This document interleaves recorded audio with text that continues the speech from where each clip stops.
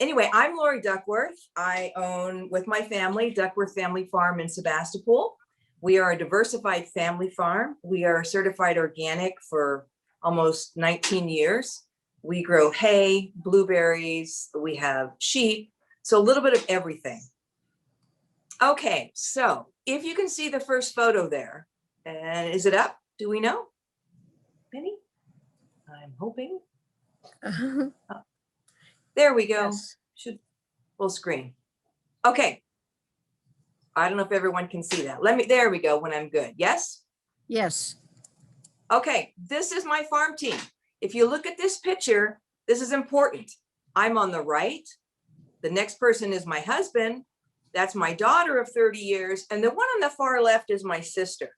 Wait, what's important on a farm team is, if you go back to the first picture, the only person when I ask a question to that's liable to tell me the truth is going to be my sister, because she doesn't live on the farm and she comes in and looks at it with a very fresh face. We have gotten very popular with our You Pick Blueberries. This is the signage we use on the road and on social media. And these are just random people that have sent me photos they've taken on the farm. So we offer You Pick Blueberries, the opportunity to come out and picnic. We are licensed with the state. We sell our own organic blueberry ice cream. We do farm tours. We do events, and it's worked out pretty well. And what we had to decide when we started basically was who was our target market. And you can go to the next one. We are a family farm. So our target market basically is families with children. And this is what we want them to do. We want them to come out, you pick blueberries, and sit out here, take some time, stop there, and have some fun. Wait, stop, go back. 30 seconds per slide would be great. So right here, what you're seeing here, these are 2 buckets. When a customer comes to our farm, they pick in these buckets. This is pre-COVID. Since COVID, we have added paper bags that fit inside these waste pickers before they come up to our thing. So at that point, nobody touches the berries but the person picking the berries. So there we go. Thank you. We can go to the next one.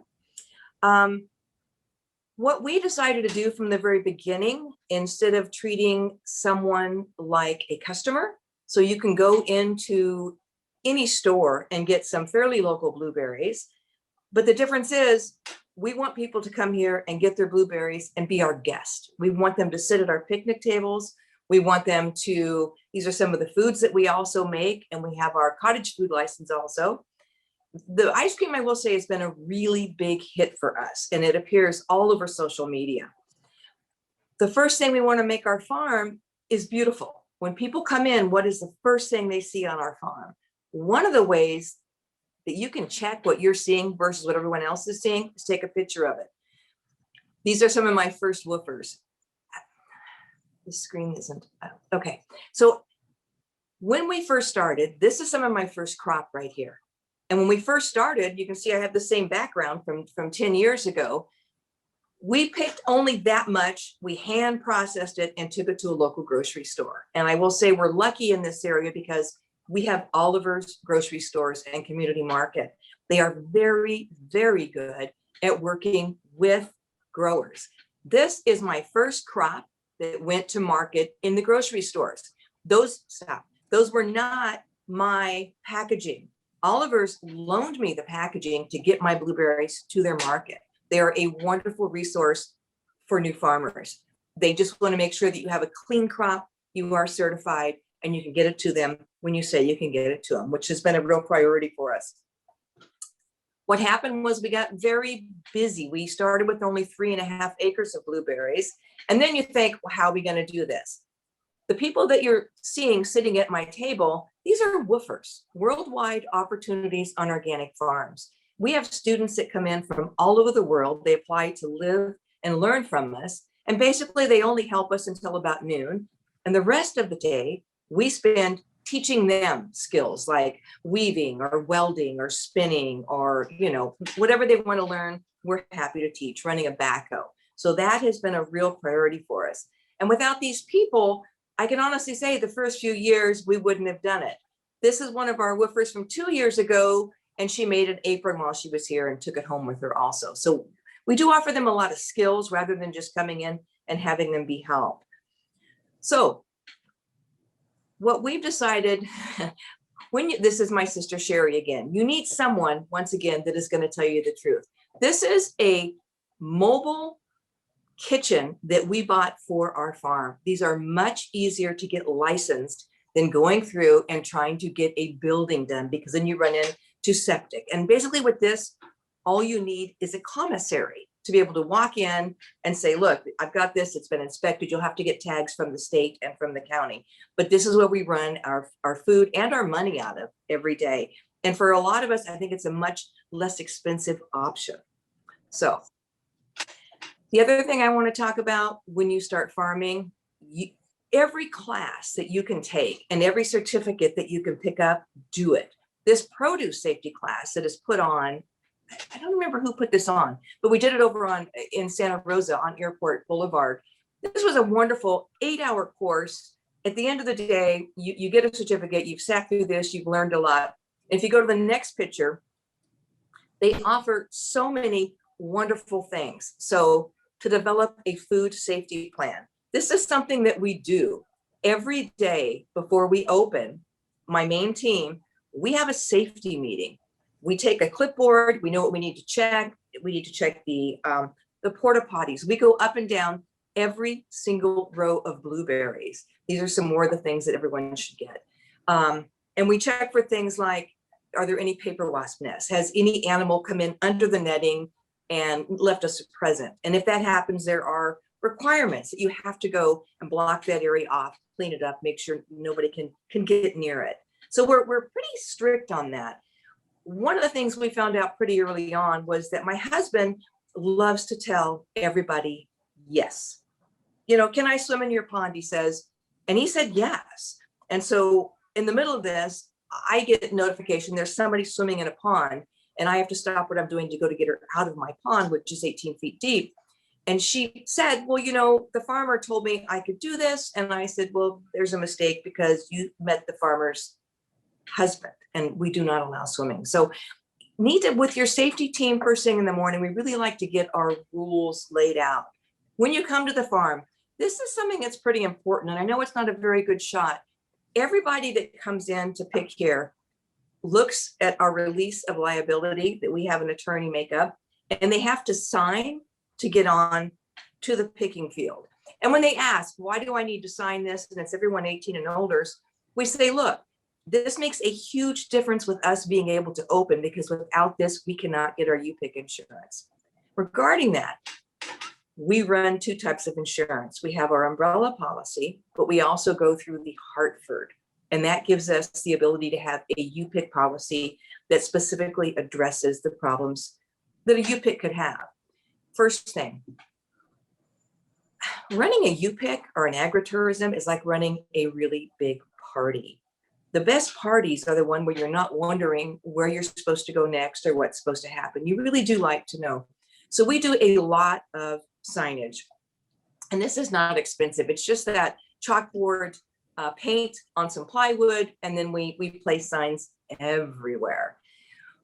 One of the things we've also been really strict about is cleanliness. So here's our spray stuff and the gloves, and you can see just below my house. When we are open to the public, we have a dedicated person with a clipboard.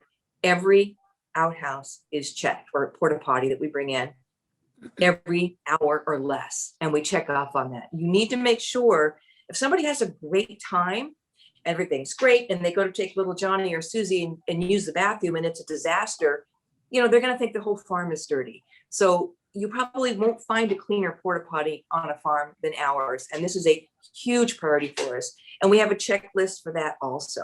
Safety, safety, safety is one of the biggest problems with being open to the public.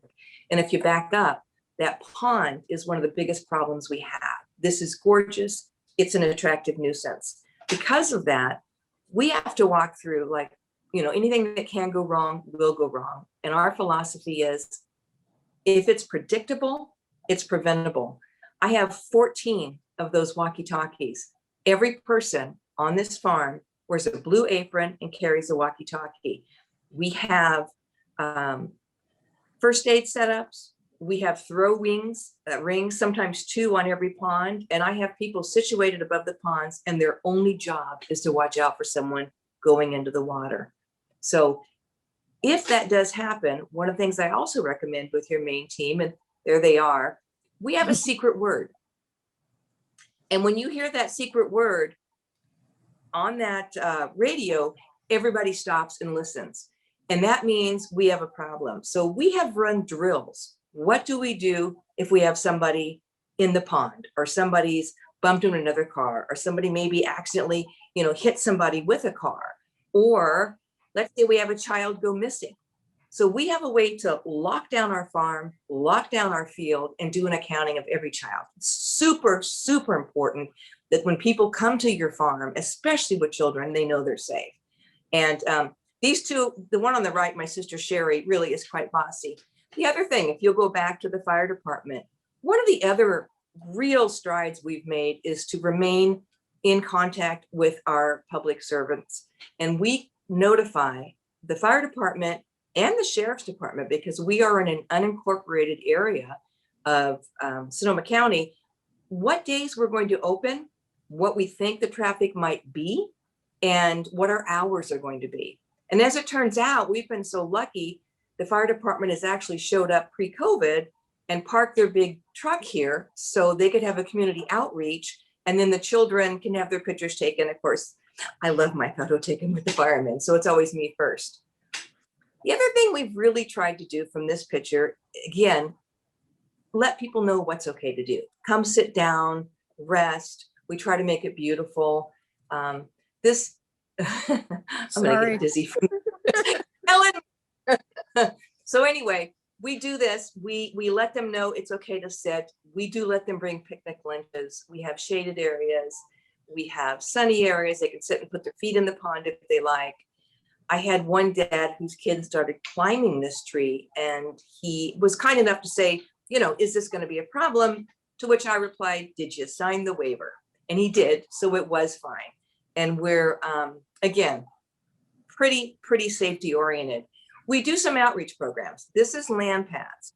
So we open our property once or twice a year to the public to have a tour, let them know what we do. And that's something that we forget to do. If you don't bring in the public and let them know exactly what you're doing and let them see everything they can see, they're going to imagine things that aren't what you're doing. So we need to be really proactive with the public. So this is one of the programs we do. We also do I Read. We bring in, children and have stations where they can sit and have books read to them. When we do our sheep shearing, we open that to the public. And then we also follow that with a tour, and people can get hands-on with wool. What we've discovered is people they really miss their connection to the farms. And we're lucky in that we have a beautiful farm. And again, wool products, make your place beautiful. Give everybody a place to sit. And in the age of Instagram and all of these selfies, they have to be able to take a pretty picture and be able to share it, which is good and bad. The good side is, people get to know you. The bad side is from year 1 of being UPIC, which is in 2019, to year 20, which was our COVID year, I think our foot traffic increased by tenfold. It became hard to handle. And we found ways to deal with that, but it wasn't simple. Again, here's an example of something pretty, and you can see our food trailer just beyond it. Safety, safety, safety. I think in real estate, they say, it's location, location, location. With agritourism, it's location, safety, and story. And really in any way you want to put that through, it makes a difference. So here you see everybody's got my ice cream on their faces. I have a family getting a nice shot. We put out our farm equipment with someone watching it. We put up little signs and let them know carefully that it is okay to sit on these. We have them blocked so they can't move. We want them to take the pictures. We want them to have a farm experience.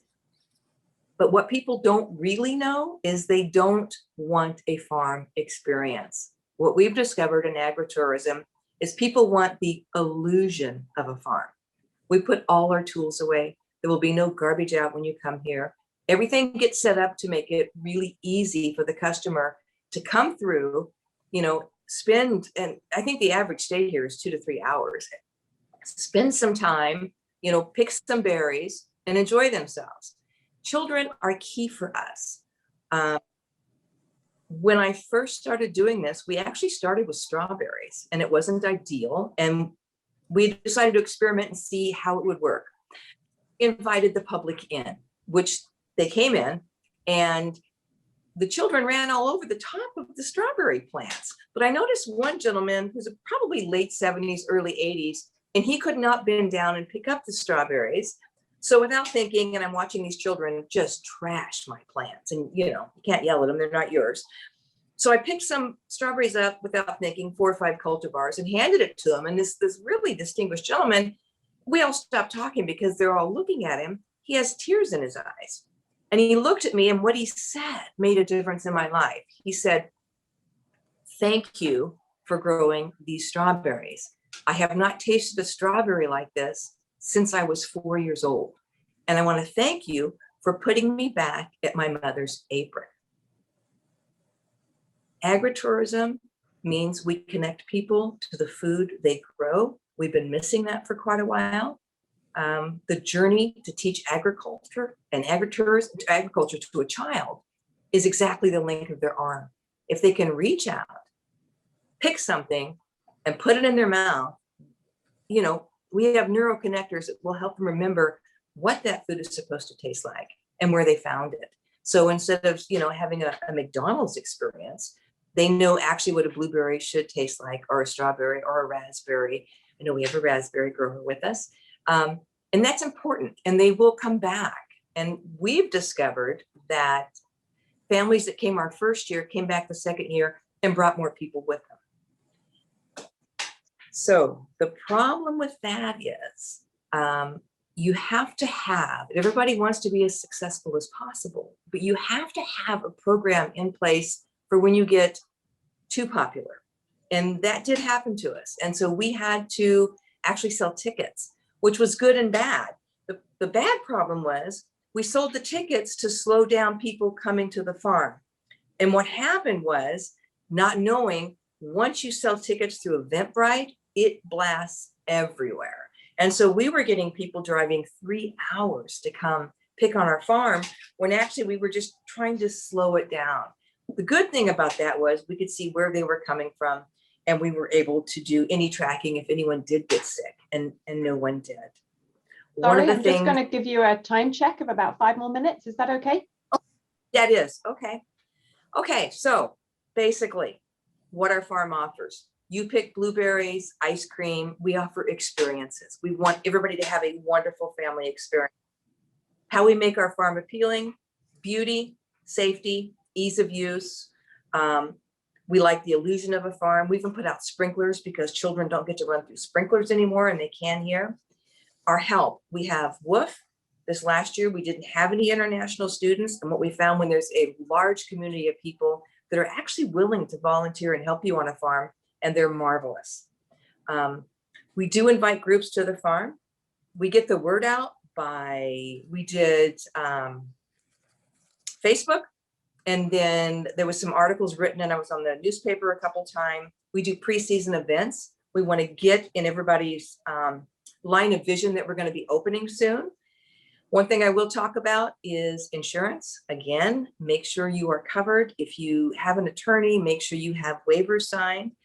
Keep your hand wash stations serviced every hour. We do that right before we do all the porta potties. Make it safe. Make everything easy to identify. Make your staff easy to identify. Treat everybody like a guest and not a customer. Plan and practice. If it's preventable, it's predictable. Ponds are dangerous. Have your safety meetings every single morning. On our farm, we discovered my husband was the problem. Every time we interact with a customer, it's an opportunity to help them understand who we are. So we greet them at the front gate. When they park, we greet them there. If they haven't been here before and we're not really swamped, we have somebody walk them. And tell them the story of the farm, which is really important.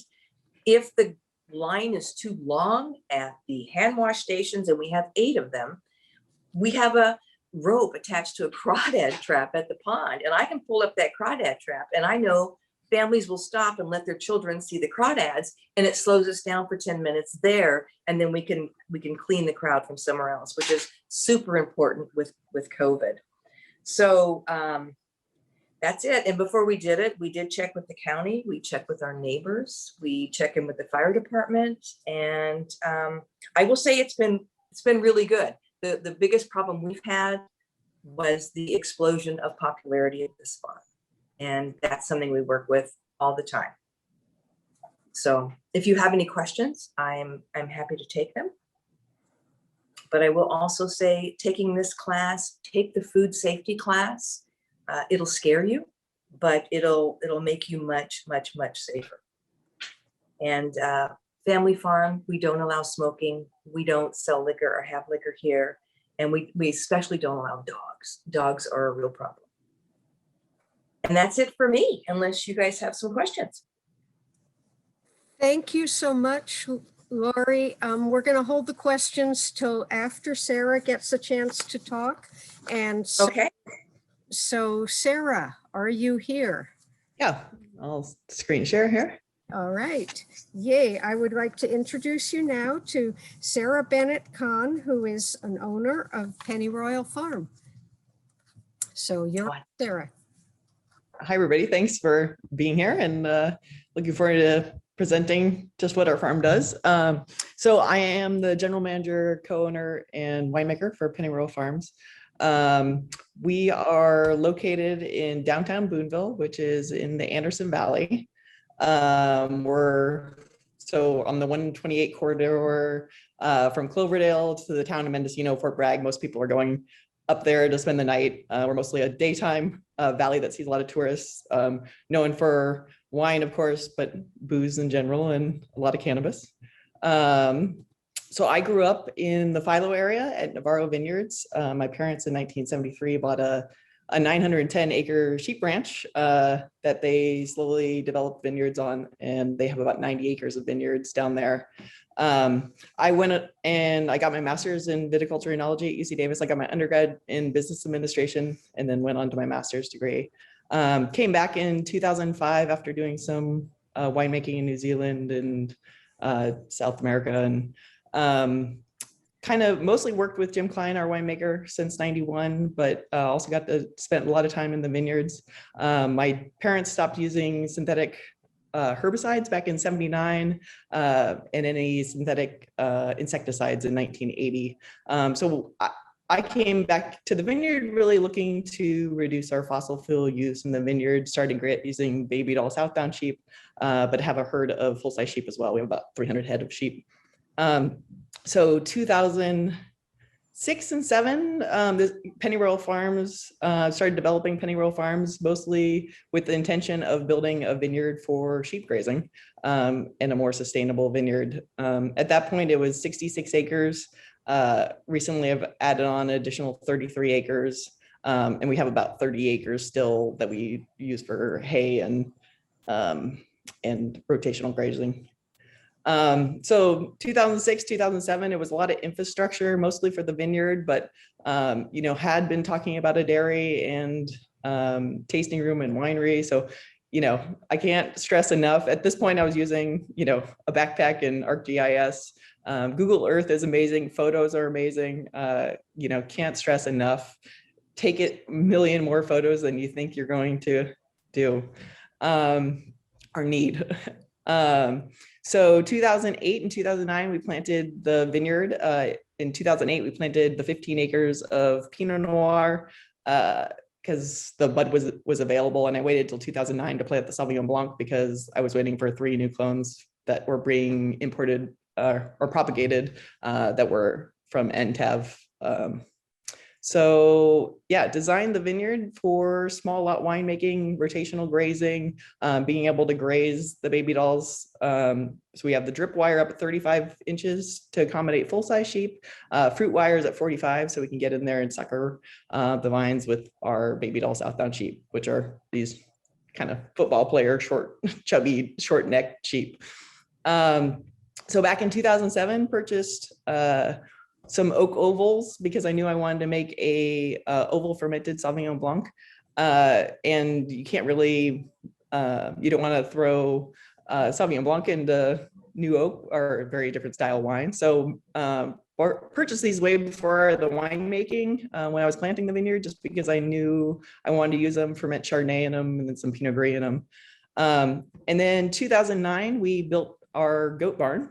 So at UC Davis, I was getting my master's and peeling grape berries, looking at tannins and phenolics of Pinot Noir, and took goat husbandry and met Erica Mackenzie Chapter, who is our head cheesemaker as well as herd manager, and she co-owns half of the dairy flock.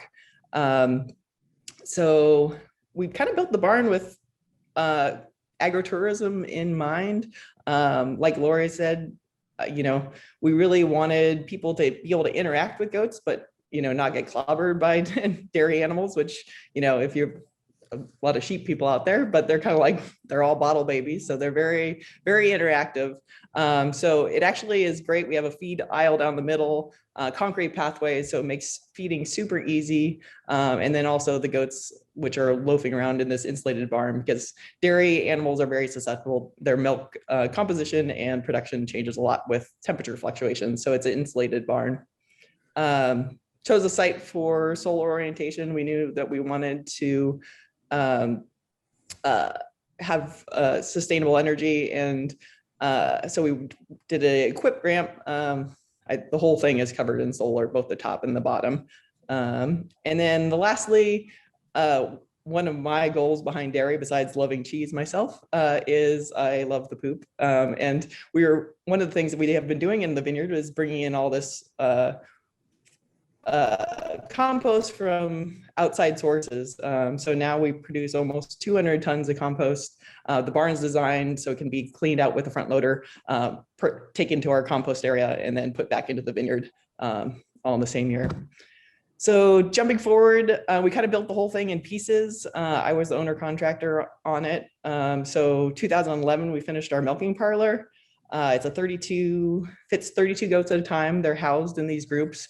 So they're let out, I'll jump forward there, let out of their pen. They come running down to the milking parlor, and then they get milked out. I joke with all my viticulture and enology friends who are very hard workers that they don't know the half of it until they've seen dairy farms or worked at a dairy farm. We milk at 5 a.m. and 5 p.m. Right now we're on 24-hour shifts. We have cameras throughout the barn. It's one of the advantages of being in downtown Boonville. My sheep are up on the hill at Navarro. The baby doll's in the full-size sheep. And it's kind of nice to, it's like having a Zoom meeting. That's how our dairy, they get a lot of technology. But the milking parlor was fairly simple. We're minuscule in the dairy world. I think a small cow dairy is considered 500 cows or less in California. So most dairies you see a milk line, which goes to a bulk tank, and then that's then pumped to a truck and then trucked off to the creamery. But goat milk is really sensitive to being pumped, and we really wanted to avoid that. So we use machine milking, but we milk into buckets. These buckets are then dumped into a 70-gallon vat, and that vat is forklifted down to our creamery, which is also now part of our tour and where customers can enjoy it. So you kind of get an overview of what we're building. So here we are, 2012. We were producing all this milk.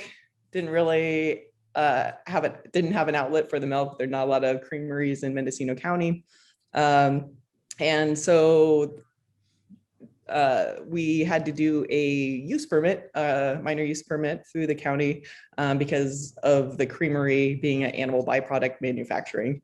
So that kind of slowed down delays, and this is kind of the bottom of the pit is where I felt I was.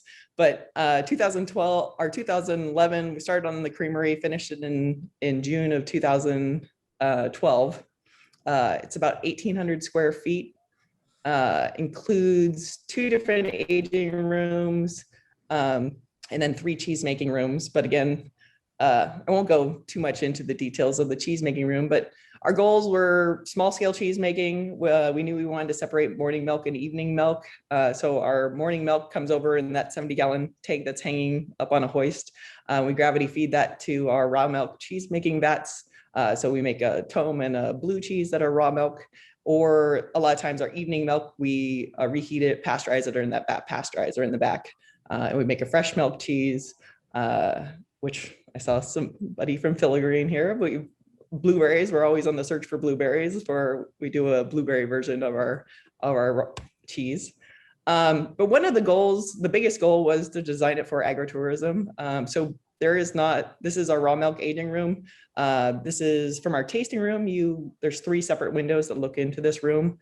And then pretty much there's one little teeny room, our incubation room, that you can't see into. So tourists this is our surface ripened room, walk around the entire thing, see the entire thing.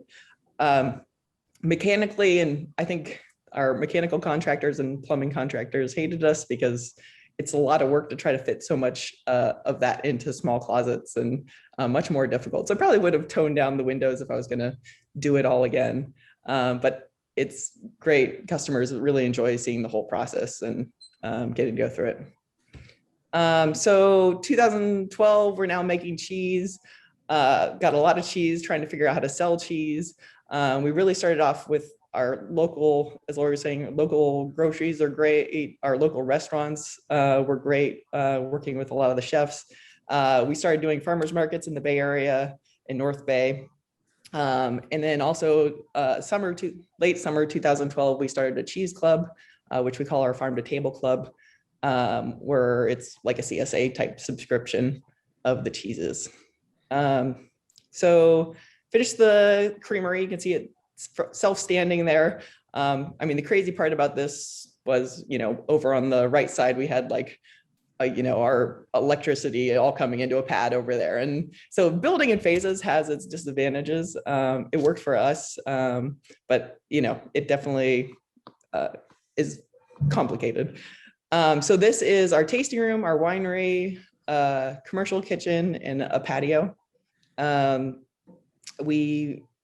It took a while, a lot of finish, trying to make it a nice place that people are going to sit down and enjoy just takes a while. So 2016, we finally opened our tasting room. We hire a chef. Winemakers should probably not design kitchens, but it turned out okay. And we hired a tasting room manager. And this is probably, even though the construction was a lot of work and the farming was a lot of work, this was probably the busiest time in my experience of trying to get things up and going. So 2017, we finally decided to roll into our wine club. So we have a wine to table club. And both of these things, they, have really saved us the last year. Our farm to table members, our vine to table members, we've had great membership retention during this pandemic. We actually closed in 2018, we had closed our cheese club because we didn't want to decrease the amount of wholesale we were doing. So we closed the club, and then we were able to open it up again during the pandemic, which was great, and onboard a bunch of members and get us through this year. We do a bunch of other projects, which I won't talk about on the farm. This is our head gardener. She does horses and row crops. She did potatoes and dried beans last year, but she is also in charge of our vegetable garden and such around bee insectary that's around our tasting room. And this is because we're a working farm. There's a lot of people, I didn't realize how crazy goat people are, but goat people are pretty crazy. They all want to come, or tourists are crazy about goats, I should say. They all want to come and see the goats, and it's a working farm. We can't just have people wandering through the barn. Yeah, like Lorri said, my dad is the offender of just letting people go wherever they want on the farm. But really making this beautiful was, and giving a place for people to wander without really being on a tour, really makes a big difference in their experience. So when we started off in 2017, we were doing mostly walk-up, tableside service, wine flights, cheese plates, sandwiches and salads and soups kind of thing. And things pretty quickly got a little out of hand. It was just a little chaotic, and we were trying to refocus it in on wine. So 2018-19 kind of switched our focus to more bar tastings and doing cheese pairings at the bar, which is all nice pre-COVID and being able to drink at a bar. Also in 2019, we do food and wine pairings, as well as we have a chicken tractor that we move through the vineyard and our fields. And then we also do pork, lamb, and beef. But we do occasional brunches and events mostly for our wine club members. 2019, I did apply for an event permit, and we did 4 concerts, which was a great perk for our club members, and then also brought in different clientele. And then we also did 1 wedding. So 2020 happens. We are back to tableside service. We started using a talk reservation system, which I actually really have enjoyed. It's kind of managed our, it just makes it possible to manage our flow and really make communication with customers really simple. So we actually closed during the shelter in place. We've decided to stay closed. Our staff were lucky enough to be food producers, and we're about 96% vaccinated on our staff at this point. So it's been see some future or some light in the end of the future, but getting ready. We're opening this Friday again for customers. We have taken COVID pretty seriously. We invested in a tent, which, you know, was never you know, I see we're talking that one of these later talks is about emergency preparedness. And I think we've done a pretty good job at emergency preparedness, but COVID has just been one of those, you know, it's your guess is as good as my guess on what our future is going to be like. And, you know, it's trying to make wine predictions, especially when, you know, you're producing something that you're going to release 3 years down the road, is just tricky. So, yeah. Sarah, I'm just going to break in. You have 5 minutes. I hope that's okay. Okay, I'm actually done. So I was fast. Oh, well, feel free to finish off. That's a lovely last slide. Do you have anything to add with that? Okay. Yeah. So, yeah, I mean, I think the only thing I can say is, you know, your story makes a big difference. And, you know, I've always just, you know, followed the goal of, or followed the idea of do what you love, you know, and it's one of the things that has kind of drawn me to do things besides winemaking, is I've, you know, just loved, you know, how much I've found a passion in food and tasting food and wine together. You know, I don't think I quite knew what I was getting into in the food realm, and California doesn't really make it very simple. But my only advice there is, you know, I think there's a fear of regulators, and it's great to see these talks kind of going into the regulation. But my take on it is, you know, don't go into the conversation thinking that they can just stop everything you're doing. You know, it's a dialogue. They're there to help you. A lot of them are young college graduates that have just left school and don't know. They're not giving you a yes because they just don't know what the answer should be. And that if you just keep working on it, you know, a lot of times you can come to a pretty good relationship with most of the regulators. So, yeah. Wow. That's great. Thank you, Sarah. That was excellent. That was so cool. Let's open it up for questions now from anybody. And Hannah, would you be willing? Yeah, I have a couple of questions from the chat, actually, Penny, to get us started off with. So Tammy Moss-Chandler was asking for a little bit more specific information on the mobile kitchen, the vendors and the installation requirements. And I think that was to Lorri, but maybe Sarah has something to add there too. I can start. Sarah probably knows a lot more than I do. We do have a processing facility here that's licensed, but we also needed something to be able to serve our ice cream out of. So rather than build something, which takes you through a lot of regulations, and as Sarah said, we've discovered when dealing with regulators, it's like dealing with the DMV. It's better to tell them what you know and what you're doing, and then leave it at that. Don't give them more than they need to know. But we have to have that license. It has to be inspected. It just has to be up to code. Has to have a tag from the state and from the county on any mobile kitchen.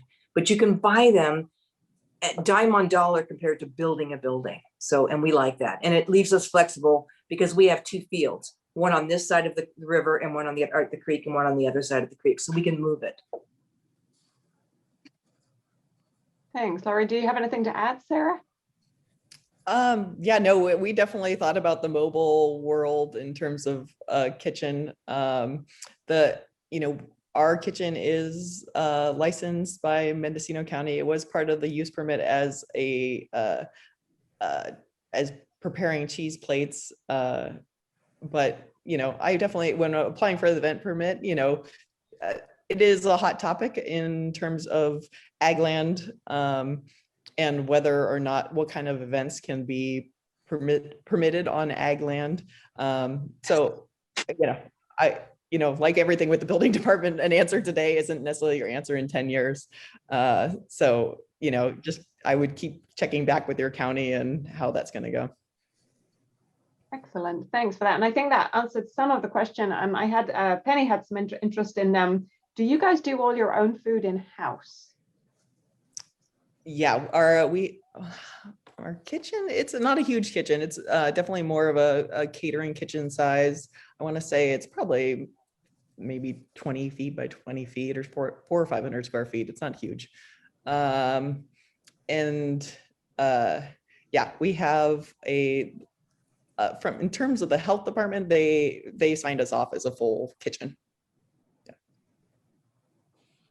And then we had a few questions about the kind of reservation system that you guys use, depending on what kind of reservations. I guess that depends on whether you're doing tours or however you play it, but maybe that would be something both of you could comment on. Oh, go ahead, Sarah. So we were online. We were doing our tours. We were using Shopify for our online processor for tour reservations. Shopify is our online, and then we booked that app was the who we were using for scheduling before. Talk is really was kind of built for more the restaurant industry, but they allow us to book tables and move tables around and such. But in terms of just like scheduling, before the pandemic, we were running morning tours and afternoon tours 7 days a week. For that, we use Book That app. Now for us, we didn't have anything our first year. We didn't need it. And then we switched to Eventbrite when we had an extraordinarily large amount of people show up here one Saturday. To put it in perspective, in 4 hours, the public picked 2,000 pounds of blueberries. So that's a lot of cars and a lot of people. So to slow it down, we went to Eventbrite, which was great. The problem with that is they take about 35 to 40% of any ticket sales you have. And again, that got shared. And we were in the position of trying to slow people down, and we didn't charge by person. We charged by carload. We'd like load up Granny and all the grandkids, everybody, and that's fine, rather than charging, per person to get into the field, which would have been a lot more paperwork. So that's how we did it. This year, we won't be doing that.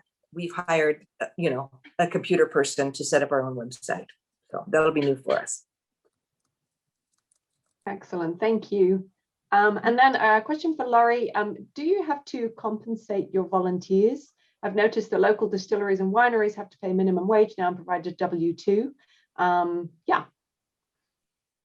That's a tricky thing. You've seen where there was a winery down near Livermore a few years back, and they were fined 6 figures for using volunteers. Our volunteers come through Worldwide Opportunities and Organic Farms. And basically it's more of a learning situation. So we provide them with a place to stay, 3 meals a day, 7 days a week, and we provide them with skills. I get a lot of PhD students, surprisingly, that know a lot about, let's say, nuclear physics, but they never learned how to spin or weave or to drive a stick shift or to weld or so we teach those skills, and it's a wonderful trade-off. Right now, as far as regulation, we're in sort of a gray area. We haven't had any problems. I will say we've had some great successes. One of the participants, Rachel Boring, you can ask her. She was one of our students 4 years ago, and then bought the ranch just down the street from us and now grows raspberries. So we're super excited about that. So this is a great way for us to meet people and let them learn about ag. We typically don't bring in farmers. We're looking for people that have a different background. We're looking for attorneys, doctors, policymakers, anyone that needs to know, that doesn't know how hard farming is, and let them take that forward. So when they're in a position to make decisions, they have a little knowledge behind them. And those are typically the students we get. Excellent. That sounds like a great balance. And a question for you again, Lorri, actually, what was the cost of the mobile kitchen? You know, I got that on a really good deal 2 years ago. Believe it or not, it was ready to go and set up, and it was licensed. And I think we paid under 15,000 for it. It was either 12 or 14. Could have been 9. It wasn't much. So you can get them. But again, it's not for cooking. It doesn't have a hood. It's strictly for ice cream. So. Got it. All right. Thank you for that. Sarah, we have a question. Do you have facilities for overnight stays? And if not, are you planning to add it? And if not, why? Yeah, I have no plans for it. Ag worker housing is such a shortage in this valley that you know, I've definitely have a hard time with putting in accommodations over ag worker housing. So this is a personal decision. Got it. Thank you. Back to Lorri again. Are you producing the ice cream and other value-added items under a cottage food permit? It's tricky. Yes. The problem with the cottage food permit is that they want you to produce it in your kitchen. Well, I'm in my dining room here, but we don't use the kitchen in the home. We turned our processing building, which is 400 square feet, into basically a giant commercial kitchen. So yes, I can produce it. Yes, if they look at the fine details, they're not going to be pleased with me, but we are licensed to do the ice cream, and we have a state inspector that comes out. Was that the question? I mean, did I? Can I add to that? A cottage food in general doesn't allow you to do ice cream. It doesn't allow you to do any dairy. It is all very shelf stable, non-potentially hazardous things you're allowed to produce. So like jam with lots of sugar and baked items, you're not allowed to do anything close to ice cream with cottage food in general. Which is why we have our state license. We have an inspector that comes in and he looks at the facility, checks out my machine, and then we stopped. We were, you know, you saw those glorious pictures of my pies. We opted not to sell those rather than cross the cottage food line. And if you do decide to go into cottage food, you know, be aware you do need to have your water tested every 90 days. I would like to add something else too. There's a new rule coming in slowly across counties in California, micro enterprise home kitchen operations. It is not currently legal in Mendocino. I believe Lake has just approved it. And what this does is it allows you to do a minimal amount of meals, meaning a whole lot of food, but you can only do like 30 meals a day and 60 a week in a home kitchen. And it is a minimal license. It is operated through your environmental health department. And so if you are in Lake County, you can talk to your environmental health people about a micro enterprise home kitchen operation. And the reason I'm bringing this up is it can be an option for people who want to do a limited, like a farm dinner or food for a small amount of people. And it will be coming in other counties, and you might want to advocate for it or talk with your county supervisors if you'd like to see this come in Mendocino. It has just been approved in Lake and Santa Barbara at this point. It's been operating in Riverside for more than a year now. And there aren't a whole lot of farmers using it, but it seems to be a good opportunity for farmers. It's mostly people in town, but that's a micro enterprise home kitchen operation. Penny, could you just share the name of that permit again? Micro enterprise home kitchen operation.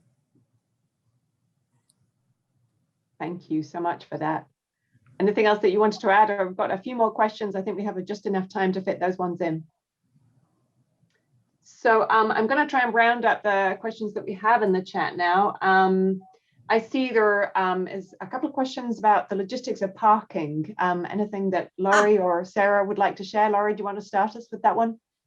Yes, that was one of our first considerations in deciding to do the UPIC, and we have a lot of parking. The problem with parking is you need to have parking attendants, and that gets to be something you have to look out for. But yes, parking is huge. And again, notifying the sheriff's department and the fire department there's going to be extra traffic on your roads is a real plus. It keeps you in good stead with your neighbors. Anything to add there, Sarah? Yeah, so I mean, the event permit has a big parking section as part of it, which was, you know, I had my battle with, because as if you've driven through Boonville, you know, for the fair or anything, that everybody parks on the street. We all park horizontal or parallel with the street. But for the permit, you're not allowed to use street parking, even though we have I don't know, a mile of road frontage. So I had to put a pasture that I had on the south side of us as a parking area and put a parking attendant down there. But then our first concert comes along and, you know, we have a parking sign half a mile away and people are like, why do we have to walk? We can park right next to it. So some of the, you know, some of the requirements are, you know, you can't battle them. They are what they are. But yeah. So far, for the concerts that we did have, though, a lot of people came together. We didn't really ever have a parking issue. Did have an issue with my guys trying to fix somebody's flat tire for them, but you know, it's a management issue, not a. So a few questions then I see that we have around woofers, and so some of the logistical elements of what are the requirements for hosting woofers? And also what kind of housing do you provide for them, and how long do they typically stay? So if you guys might be willing to share, and again, Lorri, would you kick us off with that? Sure. WOOF is pretty important for us, mainly because we do like to teach. We have about 300 applicants every year for maybe 24 spots. We have sort of out of Africa 9x12 canvas tents, 4-stall shower house, an outdoor bathtub. If you go onto the WOOF site, the WWOOF, they will answer all your questions. And it's a really good way to go. And it's been a really good partnership for us throughout the years. And students, typically for us, we require a 3-week minimum, because with horses, sheep, cows, donkeys, it takes a while to get them trained up. And now they have to quarantine for a week, and then they are required to get a negative test while they're here. So we're pretty strict. We've had some woofers come and stay for 3 weeks and then asked to stay longer. Hey, Rachel. And then stayed for months and then bought the place next door, which we were thrilled about. So through WOOF, our farm gets to be known throughout the world, which we love. And I think that answers the questions for us anyway. Oh, and we do provide porta potties for everyone. We don't put anything through septic here. Yeah, we have mostly staff members, a lot of staff members that have been at Navarro since before I was born. We do have the Community Foundation, Anderson Valley Community Foundation, or the Education Foundation, tries to place high school students with businesses to do internships, and that's been actually just a really rewarding from a educational standpoint. I think what Lorri is talking about, and you know, I mean, it's been a while since I've been around high schoolers, and you forget that they don't know how to tie their shoes. But it's been fun. We've had them in the barn and in the creamery. The wine world, I grew up with interns staying with us, mostly foreign interns from Europe. And you know, unfortunately, the permits have gotten, or the visas have gotten so difficult. When I was younger and went to New Zealand to do winemaking, you get a 3-year permit just being an ag worker and travel around and do ag work. And the United States has really made it difficult, I think, and we change that, because I mean, those people, I've been to France and Germany and stayed with those families and that I grew up with, and you know, an experience that I think everybody in the industry should have. But unfortunately has gotten more and more difficult. Yeah. Thanks for that, Sarah, and thanks, Lorri, for all of your fabulous answers. I think that rounds up most of the questions we have in the chat. I did see that somebody had been asking about the micro enterprise kitchen situation, and I appreciate Karen adding in a fact sheet there. And as Penny said, that we'll be sharing out the links from the chat with you guys on email afterwards. So hopefully that rounds up that question.